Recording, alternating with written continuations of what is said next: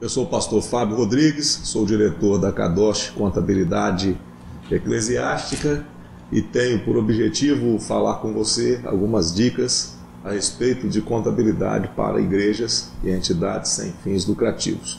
Espero que você goste desse vídeo, que seja proveitoso no seu ministério, na sua lide, no seu trabalho e que possa se facilitar alguma coisa para os nossos queridos amigos. Em primeiro lugar, a contabilidade é uma ciência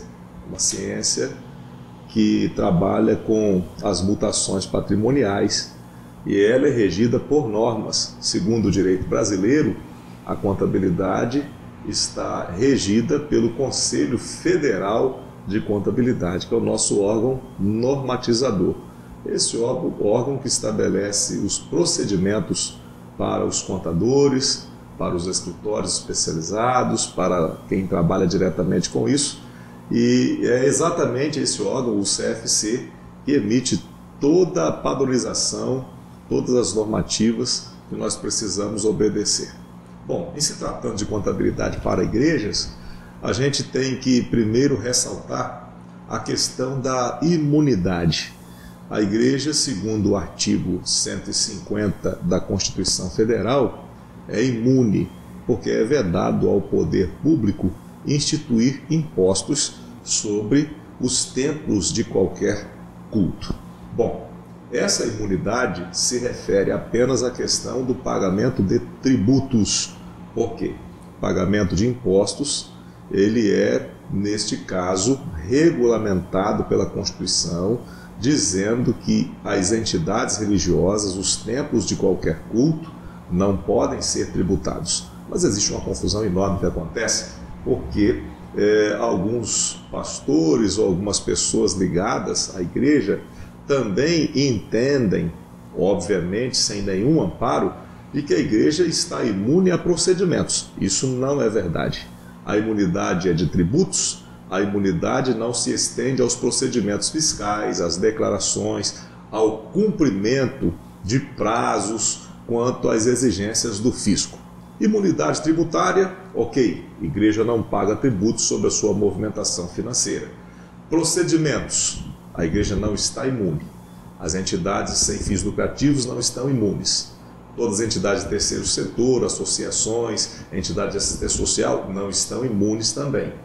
Existem obrigações que precisam ser cumpridas, existem prazos que precisam ser obedecidos. Por exemplo, quando a gente fala disso, a gente está falando de procedimentos do tipo ter contabilidade regulamentada, ter o registro dos seus procedimentos contábeis, toda a sua movimentação financeira, ter o registro em livros adequados, de acordo com as normas brasileiras de contabilidade, ter toda a sua movimentação corretamente, cumprir os prazos, apresentar as declarações, coisas desse tipo.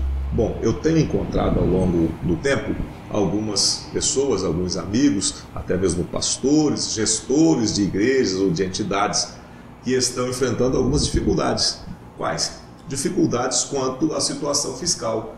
Por exemplo, por entenderem que a igreja é isenta, entre aspas, não se trata de isenção, mas por entenderem assim, acham que a igreja não precisa fazer suas declarações.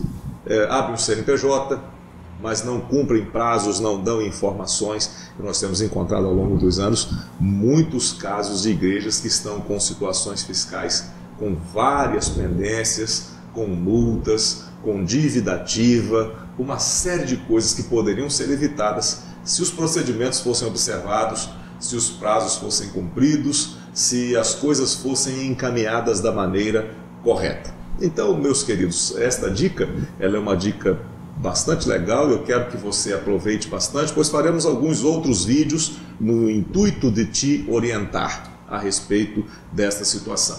Então vamos lá. Primeira coisa, a contabilidade tem alguns princípios. Existem algumas coisas que nós precisamos observar. O Conselho Federal de Contabilidade dispõe sobre os princípios fundamentais para a contabilidade, como isso deve acontecer. Bom, embora estejamos falando a respeito de contabilidade para igrejas, entidades sem fins lucrativos e alguma coisa deste nicho específico, nós temos que observar os princípios gerais. Os princípios fundamentais da contabilidade devem ser observados. Existe uma norma específica que trata disso e existe uma conceituação, uma abrangência quanto a isso. E eu quero citar alguns deles. Por exemplo, o princípio da entidade. A contabilidade, ela registra os atos e fatos contábeis, ela vai registrar as mutações patrimoniais. Existem coisas que nós teremos que trabalhar nesse item específico, nessa questão específica. E, por exemplo, o princípio da entidade é um princípio que tem que ser observado.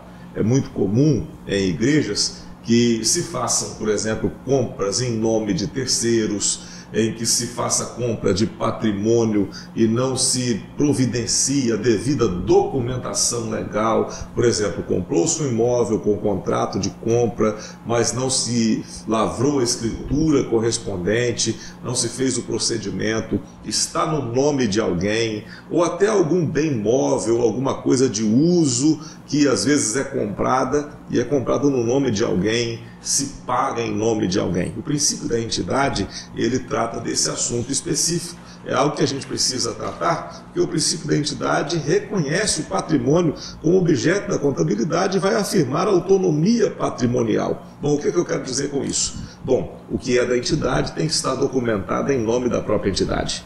Se o carro é da igreja, tem que estar em nome da igreja, não pode estar no nome de um terceiro. Se o patrimônio é da igreja ou da entidade, eles têm que estar escriturados em nome da própria entidade, não no nome de um terceiro. Bom, nós estamos falando aqui de igrejas de porte grande ou de porte pequeno, algumas têm mais recursos e conseguem tratar isso de uma forma melhor. Tem gente que cuida, uma igreja menor, uma entidade menor, talvez não tenha isso tudo, não tem uma estrutura que cuide disso, mas é importante se observar o princípio da entidade. Por quê? O que é da entidade, o patrimônio pertence à entidade, não é das pessoas. Então, os dirigentes ou pessoas ligadas à entidade têm que ter cuidado com isso. Outro fato é o princípio da continuidade, porque a contabilidade vai tratar disso, a continuidade dos registros, a sequência dos fatos. O princípio da oportunidade, as coisas têm que ser lançadas exatamente no tempo em que ocorrem.